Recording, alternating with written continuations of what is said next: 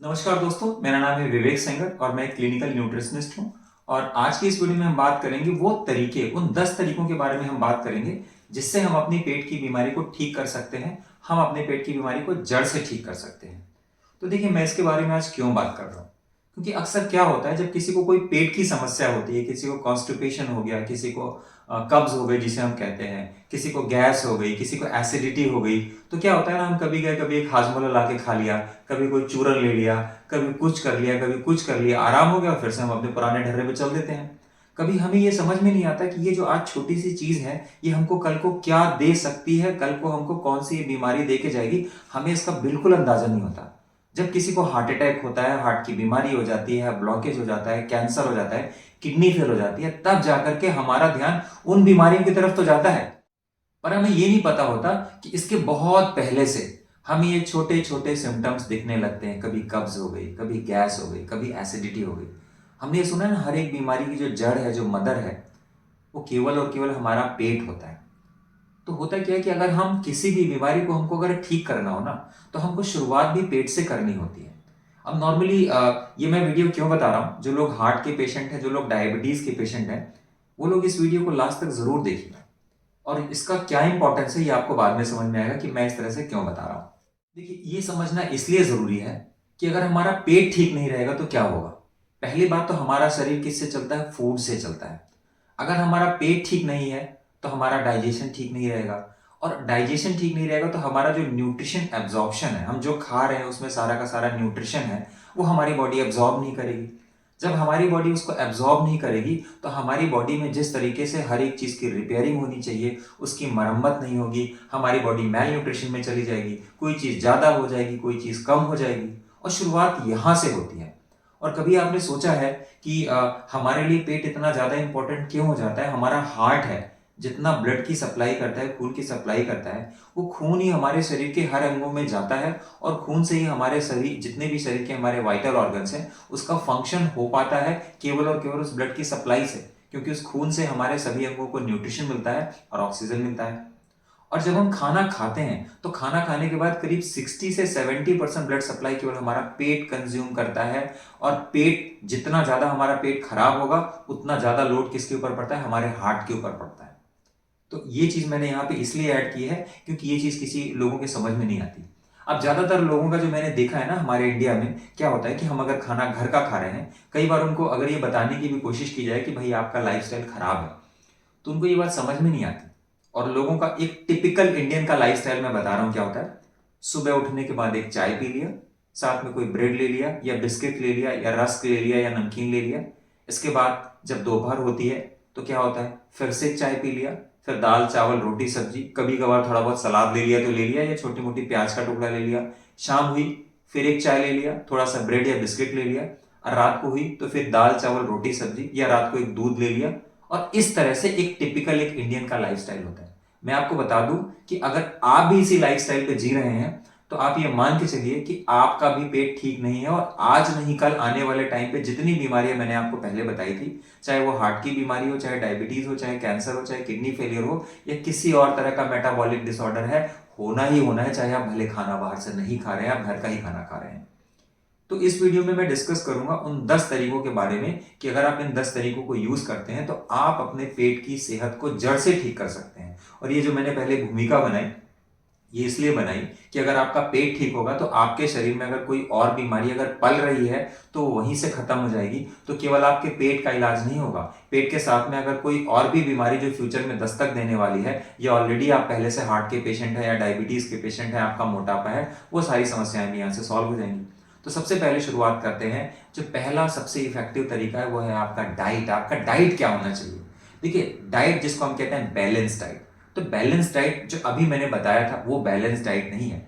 Balance diet है जिसमें हर दिन आपके खाने में पर्याप्त मात्रा में फ्रूट्स हो, पर्याप्त मात्रा में सलाद हो, पर्याप्त मात्रा में वेजिटेबल्स हो, पर्याप्त मात्रा में होल ग्रेन्स हो।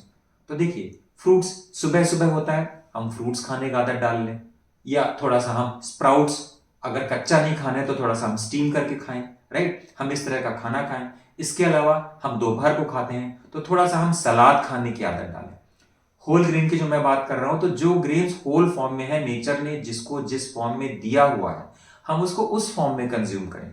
जैसे अगर आपको खाना है तो आप भुना हुआ चना खा सकते हैं, आप मखाना खा सकते हैं, आप तिल के लड्डू खा सकते हैं। देखिए ये सब होल फॉर्म में है। जब हम इसको प्रोसेस कर देते हैं, हम वेजिटेबल ऑयल में हमने इसको इंडस्ट्रियल प्रोसेस से जब हमने इसको प्रोसेस कर दिया तो इसमें बहुत सारा ट्रांस फैट बन गया जो जाकर के हमारे बॉडी को डैमेज करना शुरू कर देता है। तो जब तक ये होल फॉर्म में होता है तब तक ये मेडिसिन होता है। इससे क्या होता है, हमारे बॉडी को हर तरह के माइक्रो न्यूट्रिएंट्स मिलते हैं, हमारे शरीर को हर तरह के मरम्मत करने वाले तत्व मिलते हैं। इस तरह की चीज हमारे शरीर में जाती है तो हमारा शरीर अच्छे से काम करने लगता है और इससे हमारे पेट के ऊपर लोड भी बहुत कम पड़ता है। और इसके साथ ही इस चीज का ध्यान देना बहुत जरूरी है कि हमारे डाइट में पर्याप्त मात्रा में फाइबर्स होने बहुत जरूरी है। देखिए फाइबर करता क्या है। फाइबर पहली बात तो दो तरह का होता है, एक तो सॉल्वेबल जो खून में घुल जाता है, एक अनसॉल्वेबल फाइबर। तो क्या है, जो फाइबर का एक और काम है, जब हमारे ये पेट में जाता है तो जो भी स्टूल है ये इसको पुश करता है। जैसे झाड़ू होती है ना, घर में हम झाड़ू लगा करके गंदगी को साफ कर देते हैं, तो जब ये हमारी स्मॉल इंटेस्टाइन और स्मॉल इंटेस्टाइन के बाद जब ये लार्ज इंटेस्टाइन में जाता है तो ये फूड को पुश करने में हेल्प करता है, जिससे जो हमारी बॉल मूवमेंट होती है, जो हमारी आंतों की जो गतिविधि होती है वो क्या हो जाती है, आसान हो जाती है। तो अगर आपके खाने में फाइबर नहीं है तो जिन लोगों को कॉन्स्टिपेशन है, जिन लोगों को कब्जियत है, उनके लिए तो इसके अलावा कोई ऑप्शन ही नहीं है। अगर आपके खाने में पर्याप्त मात्रा में फाइबर है तो आप वॉशरूम जाएंगे, आपको 1 मिनट से कम समय लगेगा फ्रेश होने के लिए।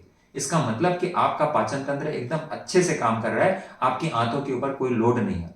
और सबसे ज्यादा जो हमारे हार्ट के ऊपर लोड होता है ना, उस फूड को पुश करने का होता है, क्योंकि जो हमारी आंत होती है ना, सबसे ज्यादा मेहनत करनी पड़ती है फूड को पुश करने में। इसके बाद जो हमारी कोलोन होती है, जो हमारी लार्ज इंटेस्टाइन होती है, उस लार्ज इंटेस्टाइन से इसको फूड पुश करने में हमारी बॉडी को बहुत मेहनत करनी पड़ती है। लेकिन अगर पर्याप्त मात्रा में आपके डाइट में फाइबर है तो ये आपकी समस्या को बहुत ज्यादा हद तक हल कर देता है। इसके साथ में इस चीज का ध्यान देना बहुत जरूरी है कि हमारे शरीर में पानी हमको पर्याप्त पीना चाहिए। पानी जब हम ज्यादा से ज्यादा पिएंगे, लगभग 2.5 से 3 लीटर अगर हम पानी पी रहे हैं, तो क्या होता है, हमारे वैसे भी पेट में पानी की कमी नहीं होती। जब पानी की कमी नहीं होती तो देखिए पानी के दो फायदे होते हैं। पहली बात तो हमारी जो बॉल मूवमेंट होती है, जो आंतों की गतिविधि है, वो आसान हो जाती है। दूसरा क्या होता है, पानी की वजह से हमारे बॉडी में जो इंटरनल वेस्कुलर रेजिस्टेंस होता है वो कम हो जाता है, तो सभी अंगों को फायदा होता है। तीसरा फायदा ये होता है कि पानी की वजह से हमारे बॉडी में जो न्यूट्रिशन का एब्जॉर्प्शन है वो बहुत अच्छा होता है। इसके अलावा एक चीज और मैं यहाँ पे ऐड करना चाहूंगा कि देखिए, जब सुबह की हमको शुरुआत करनी चाहिए अपने खाने में तो किसी न किसी हेल्दी ड्रिंक से करनी चाहिए। तो ड्रिंक में देखिए, मैं 2-3 तरह का आपको ड्रिंक बताता हूँ। वैसे सबसे अच्छा तो होता है कि आप स्मूदी ले लें। स्मूदी के बारे में मैं एक अलग से वीडियो बनाऊंगा, या आप इसको यूट्यूब या गूगल से सर्च कर सकते हैं कि स्मूदी कैसे बनानी चाहिए, आपको हजारों वीडियोज मिल जाएंगे। इसके अलावा एक सबसे सिंपल फॉर्मूला होता है एबीसी, जिसको कहते हैं एबीसी। वैसे तो एप्पल, बीटरूट एंड कैरेट होता है, पर मैंने इसका नाम रख दिया आंवला, बीटरूट एंड कैरेट, क्योंकि आज के जमाने में जिस तरह से हार्ट की बीमारी बढ़ी हुई है तो आंवला तो मस्ट है। आप हर दिन में कम से कम 2 से 3 आंवला किसी भी फॉर्म में आपके शरीर में जाए। तो या तो आपने एप्पल, बीटरूट और कैरेट की जगह आपने आंवला, बीटरूट, कैरेट का जूस ले लिया, या दूसरा चुकंदर या गाजर का जूस ले लिया। लेकिन मेरे को पर्सनली जो मैंने एक्सपीरियंस किया, जो सबसे अच्छा जूस का कॉम्बिनेशन है वो है कि आप आंवला का, एलोवेरा का और व्हीट ग्रास का अगर आप जूस लेते हैं तो यह आपके लिए एक बेस्ट कॉम्बिनेशन है। तो सुबह उठने के साथ ही जब आप ये जूस लेते हैं ना, तो सबसे पहली बात कि ये एक एल्कलाइन जूस है और आपके शरीर को जाकर के सुचारू रूप से चलाने में ये सबसे बड़ा रोल प्ले करता है। तो सुबह उठ करके सबसे पहले हमें इस तरह का एक जूस ले लेना चाहिए। इसके अलावा जब आप सुबह का ब्रेकफास्ट करते हैं तो ब्रेकफास्ट में हमें हमेशा जिंदगी भर का एक रूल बना ले कि ब्रेकफास्ट हमें फ्रूट से करनी चाहिए। और जब पेट की बात आती है तो 2 फ्रूट यहाँ पे सबसे इंपॉर्टेंट होते हैं। पहला है पपीता और दूसरा है आपका पाइनएप्पल। देखिए ये मैं पपाया और पाइनएप्पल की बात क्यों कर रहा हूँ, क्योंकि ये 2 फ्रूट्स ऐसे फ्रूट हैं जिसमें कि बहुत सारे डाइजेस्टिव एंजाइम पाए जाते हैं। खासतौर से अगर किसी को पैंक्रेटिक इनफिशिएंसी की प्रॉब्लम है तो क्या होता है कि ऐसे लोगों में वैसे भी डाइजेस्टिव एंजाइम कम बनते हैं। और अगर डाइजेस्टिव एंजाइम पहले से ही चले जाते हैं तो क्या होता है, हमारे पेट को बहुत कम मेहनत करनी पड़ती है, हमारे पैंक्रियास को बहुत कम मेहनत करनी पड़ती है, हमारे लीवर को बहुत कम मेहनत करनी पड़ती है, क्योंकि ये फूड पहले से ही ऐसे फूड है जिसमें कि जो चीज हमारे बॉडी को प्रोड्यूस करनी है वो चीजें पहले से ही इस फूड में है। तो ये हमने पहला पॉइंट डिस्कस किया। इसके अलावा क्या चीजें हमें नहीं खानी चाहिए। देखिए, हमें जो चीज़ नहीं खानी चाहिए वो चीज़ हमें जो बहुत ज़्यादा कुक्ड फूड होते हैं, इसके अलावा बहुत ज़्यादा जो प्रोसेस्ड फूड होते हैं, एनिमल प्रोटीन होता है, ये हमें नहीं खाना चाहिए। क्योंकि जो एनिमल प्रोटीन होता है, जो मांस होता है, उसको लगभग पचने में हमारे शरीर को लगभग 72 घंटे तक लग जाते हैं। तो आप समझिए कि अगर वो फूड हमारे शरीर में 72 घंटे तक है, तो कितनी ज़्यादा मेहनत करनी पड़ेगी हमारे पेट को। और इसके अलावा जो ट्रांस फैट है, प्रोसेस्ड फैट है, जो खाना फैक्ट्रियों में बना हुआ है, या इसके अलावा जो बहुत ज़्यादा तेज आंच में, बहुत ज़्यादा प्रेशर कुकर में पका हुआ खाना होता है, तो उस खाने में पहली बात तो टेस्ट भले आपको मिल जाए, लेकिन उसके जो माइक्रो न्यूट्रिएंट्स होते हैं वो बहुत ज़्यादा हद तक खत्म हो चुके होते हैं।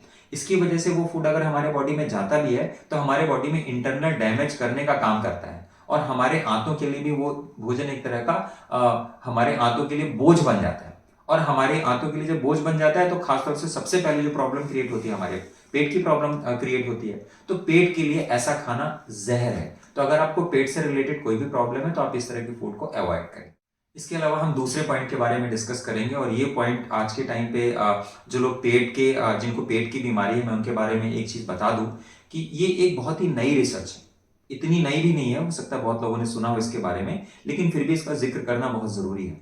और ये इतना इंपॉर्टेंट इसलिए है क्योंकि पिछले 10-15 सालों के बीच में साइंटिस्ट का इन सब चीजों के ऊपर बहुत ज्यादा ध्यान गया है, और जिसको हम कहते हैं गट माइक्रोबायोटा। तो क्या है कि हमारे शरीर के अंदर अगर हम बात करें ना, करीब 100 ट्रिलियन से ज्यादा ऐसी स्पीसीज रहती हैं। हमारा शरीर अपने आप में एक ब्रह्मांड है, और इसमें अगर हम पेट की बात करें तो लगभग 1.5 से 2 किलो केवल ऐसे बैक्टीरिया होते हैं, जो भी हम खाना खाते हैं तो खाना खाने के बाद इसको पचाने के लिए, इसको ब्रेक डाउन करने के लिए और इसको एब्जॉर्ब करने के लिए ये बैक्टीरिया होते हैं जिस चीज के लिए रिस्पॉन्सिबल होते हैं। तो होता क्या है कि अगर आपको पेट से रिलेटेड कोई भी समस्या है, तो आप इसको आंख मूंद के ये मान के चलिए कि आपकी जो पेट की जो कॉलोनी है वो पूरी की पूरी इम्बैलेंस हो चुकी है, पूरी डैमेज हो चुकी है। इसमें कोई डाउट की बात नहीं है। अगर आपको कॉन्स्टिपेशन हो रहा है, गैस हो रहा है, एसिडिटी हो रहा है, या पेट की कोई भी समस्या है, तो आपको ये प्रॉब्लम है ही है। तो अब ये हम कॉलोनी को कैसे रिस्टोर कर सकते हैं? तो इसके लिए सबसे जरूरी होता है हम ऐसा फूड खाएं जिसमें प्रोबायोटिक्स हैं। प्रोबायोटिक्स ऐसे बैक्टीरिया होते हैं जो हमारे पेट की हेल्थ को अच्छे रखने के लिए जिम्मेदार होते हैं। तो जो फूड फर्मेंटेड फूड होते हैं, जैसे फर्मेंटेड फूड की अगर हम बात करें तो एक नॉर्मल सा फूड हम सभी जानते हैं, दही। लेकिन दही में केवल 2 तरह के बैक्टीरिया पाए जाते हैं, जिसमें सबसे जो कॉमन बैक्टीरिया है वो लैक्टोबैसिलस। लेकिन हमारे पेट में करीब 100 तरह के बैक्टीरिया होते हैं, और उनकी कॉलोनी एकदम जब तक डाइवर्सिफाइड नहीं होगी, जब तक पूरी हेल्दी और इनरिच कॉलोनी नहीं होगी, तब तक हमारा पाचन तंत्र अच्छे से काम नहीं करेगा। तो हमारे डाइट में अगर हम अलग अलग तरह के फर्मेंटेड फूड लें, जैसे कि जो सबसे इफेक्टिव धरती पे पाए जाने वाले जो सबसे अच्छा प्रोबायोटिक फूड है वो है केफीर। केफीर के बारे में मैं यहाँ पे डिटेल में डिस्कस नहीं करूंगा। केफीर को काउ मिल्क में फर्मेंट किया जाता है, लगभग 50 से 100 ml खाली पेट लिया जाता है, और इसमें लगभग 40 से 50 तरह के बैक्टीरिया होते हैं। और अगर इसको हम कंज्यूम करना शुरू करते हैं तो 2 से 3 महीने के अंदर हमारे पेट की कॉलोनी बहुत अच्छे से पॉपुलेट हो जाती है। इसके अलावा और भी ऐसे कई तरह के फर्मेंटेड फूड हैं, जैसे कि अम्बली है, जिसको कि मैं रेगुलर खाने में इस्तेमाल करता हूँ, किमची है, कंबूचा है, सवरक्राउट है। ये इस तरह के फूड है जिसमें लिविंग माइक्रोबायोटास पाए जाते हैं। इसके अलावा ऐसे कई तरह के फूड हैं जिसमें कि डेड माइक्रोबायोटा होते हैं। लेकिन जो डेड माइक्रोबायोटा होते हैं वो हमारे कॉलोनी को पॉपुलेट नहीं करते, लेकिन उनसे क्या होता है, हमारे बॉडी को न्यूट्रिशन बहुत अच्छा मिलता है। जैसे कि आपने साउथ में देखा होगा, साउथ इंडिया में जैसे इडली है, डोसा है, उपमा है, उत्पम है, या ऐसे भोजन जिसको कि खमीर उठाने के बाद, फर्मेंट करने के बाद इसको बनाया जाता है। लेकिन कुकिंग प्रोसेस में क्या होता है कि वो जो लिविंग फर्मेंट्स होते हैं वो मर जाते हैं। तो चूंकि वो मर जाते हैं, लेकिन वो जब तक रहते हैं तब तक वो इतना सारा न्यूट्रिशन बना देते हैं कि वो फूड अपने आप में प्री डाइजेस्टेड फूड हो जाता है। और ऐसा फूड अगर हम खाते हैं तो हमारे पेट को मेहनत लगभग ना के बराबर करनी पड़ती है। इसीलिए आप देखेंगे कि आपको कोई भी प्रॉब्लम हो जाए, आप कभी इडली खाएंगे या डोसा खाएंगे, कभी उपमा खाएंगे, तो आपको कोई प्रॉब्लम नहीं होगी और बड़ी आसानी से वो खाना आपका पच जाएगा। ना तो आपको किसी तरह का कॉन्स्टिपेशन होगा, ना तो आपको किसी तरह की गैस या आपको बदहजमी होगी। इसके अलावा हम तीसरे पॉइंट के बारे में बात करेंगे, और वो पॉइंट ये है कि अगर हम खाने को अच्छे से चबाते हैं। देखिए, चबाना इतना जरूरी क्यों होता है? खाने को चबाना इसलिए जरूरी होता है क्योंकि हमने सुना है कि खाने को 32 बार चबाना चाहिए, क्योंकि ऐसे कई सारे जो डाइजेस्टिव एंजाइम है हमारे मुंह में ही बनते हैं अगर हम खाने को चबाते हैं। जैसे एमाइलेज है, एमाइलेज एक कार्ब डाइजेस्टिव एंजाइम है। अगर हमारे खाने में कार्बोहाइड्रेट है, जो कि नॉर्मली आप किसी भी इंसान को देखें तो लगभग 50 से 60% हमारे खाने में कार्बोहाइड्रेट ही होता है। अब क्या होता है कि अगर हम उस खाने को अच्छे से पकाते हैं तो इतना आसानी से ब्रेक डाउन हो जाता है और हमारे मुंह से इतना सारा एमाइलेज पहले से ही रिलीज हो जाता है कि जब ये हमारे स्मॉल इंटेस्टाइन या ड्यूडेनम में जाता है तो हमारे पैंक्रियाज के ऊपर बहुत कम लोड पड़ता है और हमारे लिए पचाना बहुत आसान हो जाता है। तो ये चीज बहुत जरूरी है कि आप खाने को अच्छे से, और खासतौर से जिन लोगों को उल्टी हो जाती है, तो आप थोड़ा थोड़ा खाना खाएं लेकिन उसको अच्छे से चबा चबा के खाएंगे तो आपको वॉमिटिंग नहीं होगी। आपको कुछ अलग से एक्स्ट्रा करने की जरूरत नहीं है, केवल अगर आपने इतना भी कर लिया ना तो आपने सारी लड़ाई जीत ली। तो ये चीज बहुत जरूरी है कि हम खाने को अच्छे से चबा चबा के खाएं। इसके अलावा हम नेक्स्ट पॉइंट के बारे में बात करेंगे, वो है कि हम स्ट्रेस को अवॉइड करें। देखिए, स्ट्रेस एक ऐसी चीज है कि जब भी ऐसी बहुत सारी बुक्स लिखी गई हैं जिसको हम कहते हैं गट ब्रेन एक्सेस, कि जैसे ही आपके ब्रेन, मतलब अगर आपको तनाव होता है तो तनाव की वजह से जो आपके पेट के गट बैक्टीरिया है उनकी कॉलोनी डिस्टर्ब हो जाती है, उनके काम करने का जो फंक्शनिंग है वो खराब हो जाता है, और सबसे पहले अगर आपको स्ट्रेस होगा तो आप देखेंगे आपका पाचन सबसे पहले खराब हो जाएगा। तो स्ट्रेस को मैनेज करना, देखिए स्ट्रेस कोई ऐसी चीज नहीं है कि मैं आपको कोई ज्ञान दे दूंगा और आपका स्ट्रेस खत्म हो जाएगा। स्ट्रेस को ठीक करने का एक जो सिंपल तरीका है, जिसको कि आप, जो आपके कंट्रोल में है, कि आप मेडिटेशन करें, आप थोड़ा सा प्राणायाम करें, आप थोड़ा सा फिजिकल एक्टिविटी करें, आप अपने दोस्तों से बात करें, जो आपको अच्छा लगता है जब आप वो काम करेंगे, राइट। तो इतना करने की वजह से आपका स्ट्रेस अपने आप रिजॉल्व हो जाएगा। मैं नहीं कह रहा हूं कि 100% रिजॉल्व हो जाएगा, लेकिन अगर आप ये सब हैबिट्स अगर आप अपनी डेली लाइफ में ऐड कर लेते हैं, और आपको पहले से कोई पेट की बीमारी है, तो केवल इतना सा ऐड करना आपकी बीमारी को काफी हद तक ठीक कर देता है। इसके अलावा हम नेक्स्ट पॉइंट के बारे में बात करेंगे, लेट नाइट ईटिंग हैबिट्स, जो आजकल के सोसाइटी में, आज के सिविलाइजेशन कल्चर में एक बहुत बड़ी बीमारी बन गई है कि खाना जो है तो लोग रात को 9 बजे, 10 बजे, कई बार 11-12 बजे भी खाते हैं। पहली बात तो अगर हम समझ लेना कि हमारे शरीर का एक सर्केडियन रिदम है, क्लॉक साइकिल। क्लॉक साइकिल का मतलब यह है कि सुबह उठने से लेकर के शाम होते तक हमारा शरीर अलग अलग टाइम पे अलग अलग काम अपने आप परफॉर्म करता है। तो उसी कड़ी में अगर हम बात करें तो हमारे शरीर को नेचर ने एक टाइम दिया हुआ है कि इस टाइम से लेके इस टाइम तक ही हमारी बॉडी उस खाने को पचा सकती है। उस टाइम पे सारे के सारे डाइजेस्टिव एंजाइम, सारे के सारे मेटाबॉलिक एंजाइम रिलीज होते हैं। तो वो टाइम होता है लगभग रात के ये टाइम होता है लगभग सुबह की, अगर हम बात करें तो लगभग सुबह 6-7 बजे से लेकर के शाम के लगभग 7 से लेकर के 8 बजे तक। तो ये लगभग 13-14 घंटे का टाइम ऐसा होता है जिसमें हमारी बॉडी किसी भी खाने को आसानी से पचा सकती है। अगर आपने खाने को लेट खाया, अगर मैं बात कर रहा हूं आपने 8 बजे के बाद खाया, या 9 बजे, 9:30 बजे या 10 बजे खाया, तो होगा क्या, ये खाना जब जाएगा तो आपके पेट में पड़ा रहेगा, ये खाना पचेगा नहीं, इसके पचने का काम कल ही होने वाला है। तब तक क्या होगा, ये आपके पेट में पड़ा हुआ अपने आप एक लोड क्रिएट करेगा, पेट के ऊपर एक बोझ हो गया, भार हो गया, और जब ये पचेगा नहीं तो आपको अपने आप प्रॉब्लम क्रिएट करेगा। तो पहली बात तो अगर पेट की दिक्कत है तो एक तो नियम बना ले कि मैं खाना 7 बजे या उसके पहले जरूर खा लूंगा। अगर गर्मी का मौसम है तो 7:30, या बहुत लेट हो गया तो 8 बज गया। और इसके साथ इस चीज का ध्यान दिए कि जितना ज्यादा लेट होता जाए उतना खाना कम होना चाहिए, उतना खाना हल्का होना चाहिए, और शाम का खाना वैसे भी बहुत हल्का होना चाहिए। इसके बाद मैं अगले पॉइंट के बारे में बात करूंगा, वो है रेगुलर स्लीपिंग हैबिट। देखिए, रेगुलर स्लीपिंग जो मैंने अभी आपको डिस्कस किया कि हमारे शरीर का एक सर्केडियन रिदम है, उसी तरह से हमारे शरीर का ये जो सर्केडियन रिदम है, ये लगभग रात के 10 बजे से लेकर के सुबह के लगभग 5 बजे तक हमारे शरीर की मरम्मत करता है।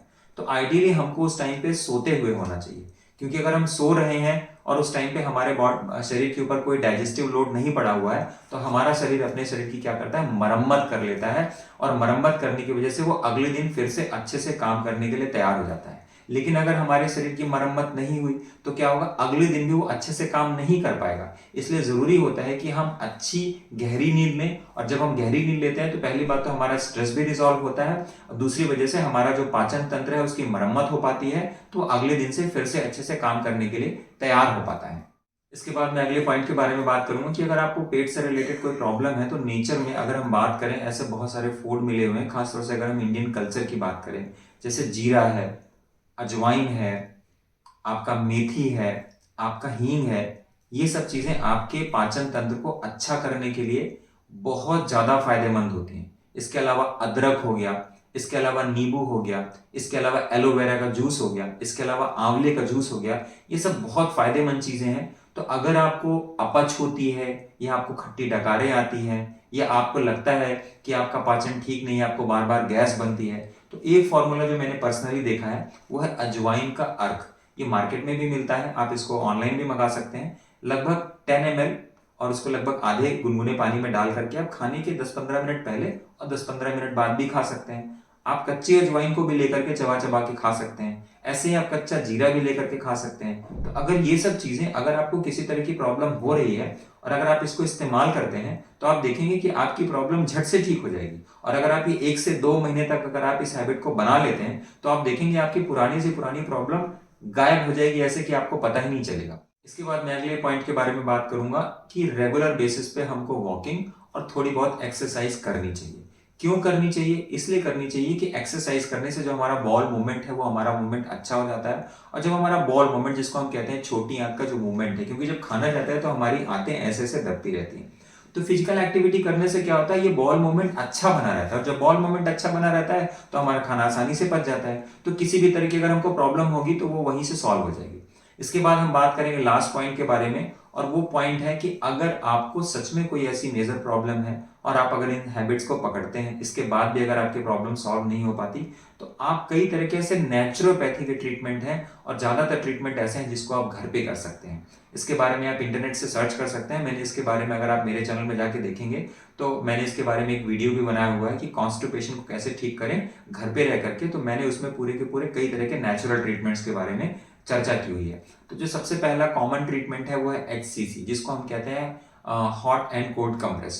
तो ये एक बड़ा ही कॉमन ट्रीटमेंट है जिसको घर पे किया जा सकता है। तो अगर आपको किसी तरह की प्रॉब्लम है तो आप ये ट्रीटमेंट अपने आप घर पे कर सकते हैं। और अगर आप ये ट्रीटमेंट करेंगे तो आप याद रखिए, ये ट्रीटमेंट मैंने पर्सनली देखा है कि ये ट्रीटमेंट चमत्कार की तरह काम करता है। आपको पेट से रिलेटेड कोई भी प्रॉब्लम हो, आपको कब्ज हो, आपको एसिडिटी हो, आपको कॉन्स्टिपेशन हो, आपको किसी और तरह की अगर पेट की प्रॉब्लम है, आप अगर इसको इस्तेमाल करेंगे तो आप देखेंगे कि आपको जबरदस्त रिजल्ट देखने को मिलेगा।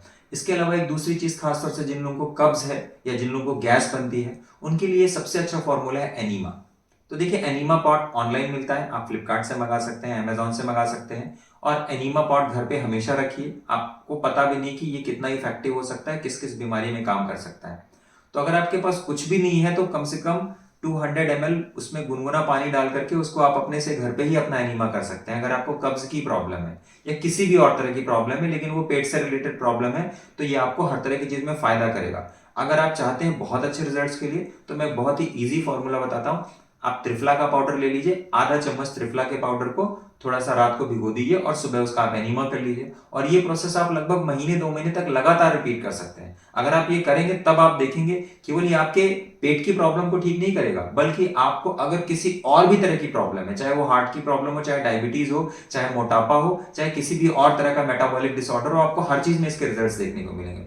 और अगर आपको किसी चीज की गंभीर समस्या है तो मैं बोलूंगा कि आप एनीमा की जगह, एक मेथड होती है जिसको हम कहते हैं कोलोन हाइड्रोथेरेपी।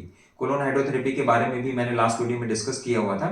आप इसको गूगल पे सर्च कर सकते हैं, यूट्यूब से ढूंढ सकते हैं। ये एनीमा का एक बहुत एडवांस वर्जन होता है। इस ट्रीटमेंट से क्या होता है कि हमारी लगभग 30, 40, 50 साल पुरानी हुई हमारी जो बड़ी आंत है उसकी सारी की सारी गंदगी निकल जाती है। और जब ये सारी गंदगी निकल जाती है तो बड़ी आंत का मूवमेंट अच्छा होगा, आपको ऐसा लगेगा जैसे आप जमीन से 2 फीट ऊपर आ गए।